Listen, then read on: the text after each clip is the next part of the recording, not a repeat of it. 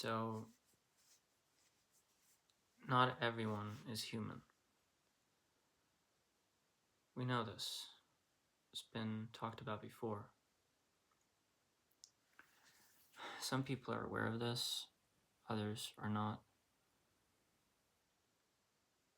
But when you walk around, you might notice something. When you're talking to somebody, you might notice something. And you might not be sure what it is you're sensing, but there is something strange going on. So we have we have different categories of beings, of things that are not human, but that are mixed with human. And we have reptilian hybrids. And these are not full-blooded. These are reptilian hybrids. These are not full-blooded reptilians. They're genetic hybrids that are created by the draconian and the gray programs. And they're born into human families, but they carry the predator DNA and the hierarchical sort of control-based consciousness, but in a human body. They're often unaware of their true lineage, but they feel a deep, inexplicable sort of draw to power and control, and they are unknowing agents of the system.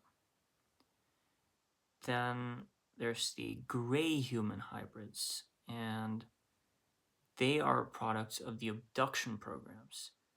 These individuals often feel very disconnected from humanity, and sometimes they suffer from unexplained health issues, especially electromagnetic sensitivity. And they have a sort of a deep existential loneliness. And they're not evil. They are lost and they're caught between two worlds.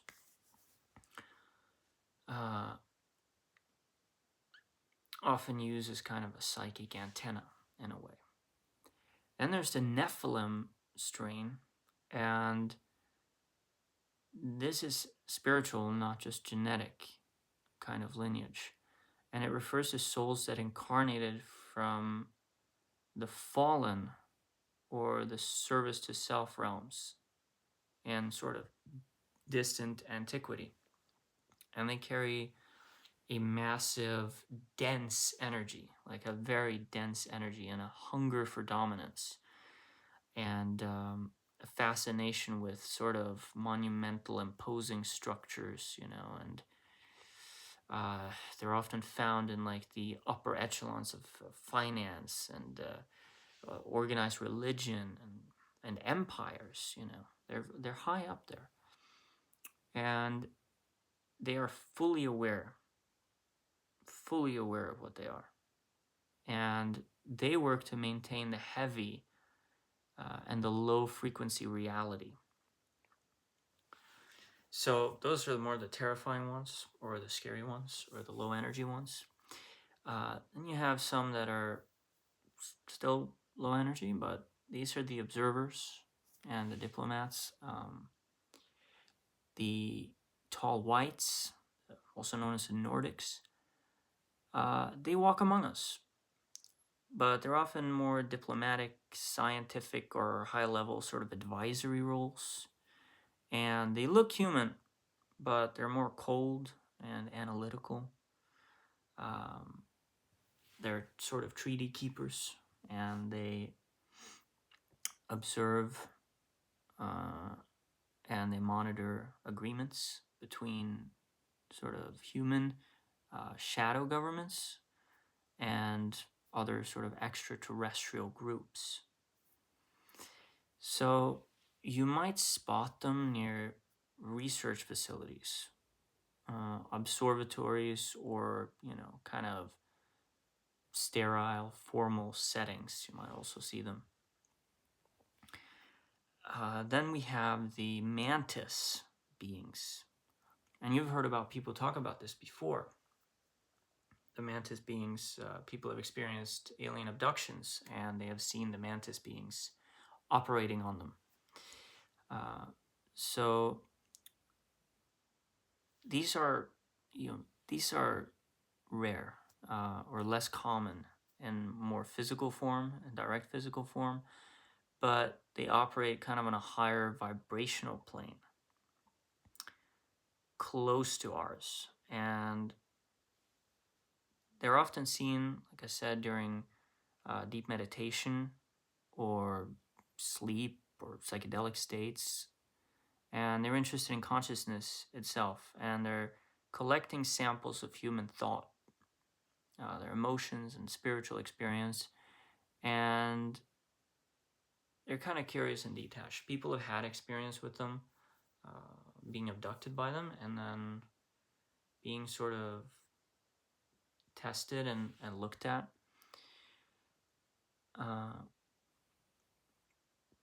The Greys are typically known as the ones who do implants, and like I mentioned before about how the Greys and they have done a lot of implants and DNA things, and the reptilians as well, but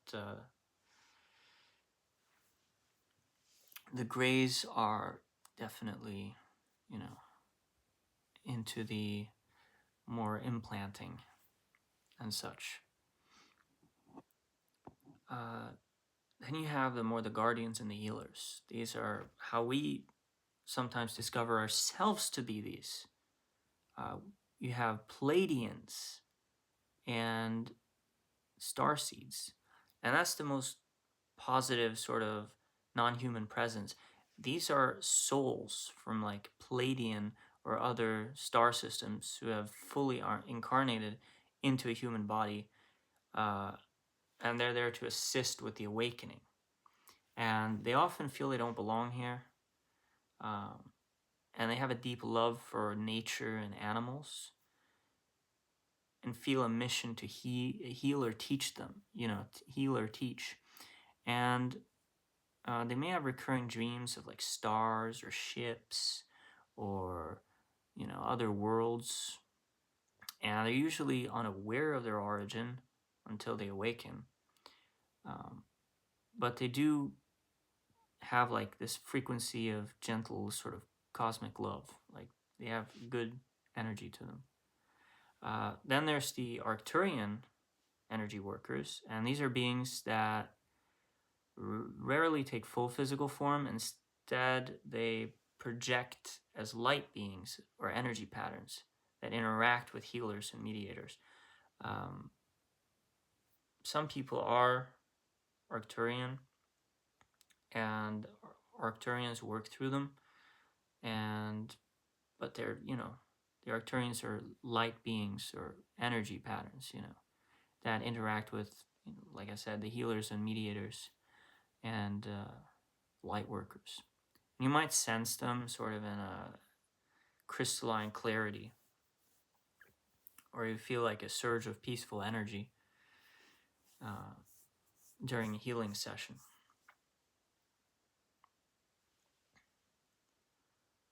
And so some people are Arcturian, and they're connected with that.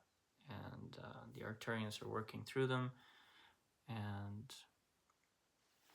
yeah, they're one of the good ones.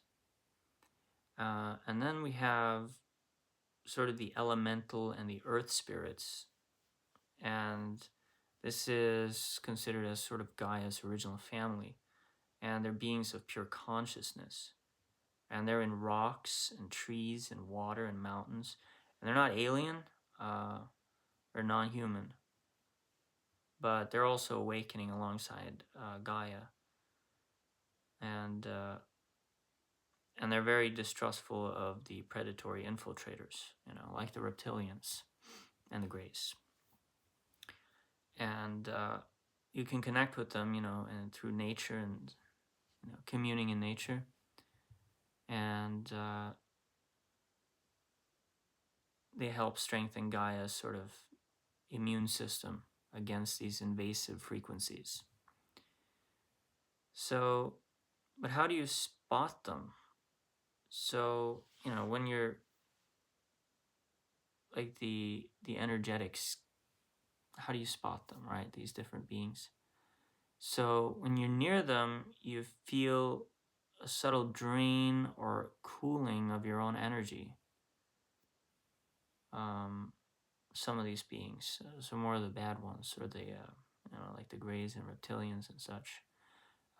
When you're closer to Arcturians and Plaeidians, you might feel more of a warm resonance, a warmth, safety, familiarity. And the heavy presence, like the Nephilim or Archonic ones, you just feel weight, psychological weight on you.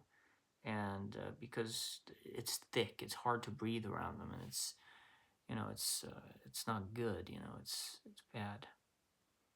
And you feel, and then there's you feel small, okay? You feel small in their presence. And then it's more the hybrid, the glitch, they have knowledge or skills or strange physical reactions. Many are unaware, and